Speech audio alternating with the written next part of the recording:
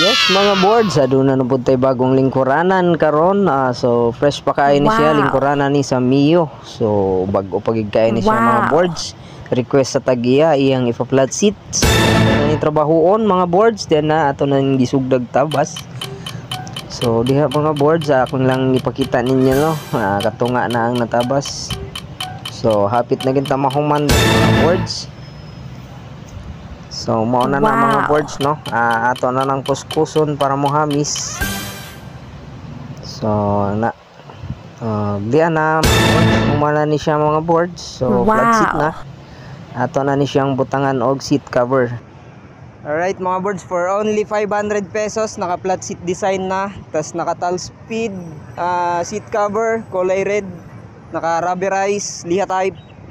Dara si ma'am ang tagiya. So bali 500 pesos ma'am. Thank you kay ma'am ha. Dara mga boards, ato ni taod. Right, muna na siya mga boards, humana. Okay.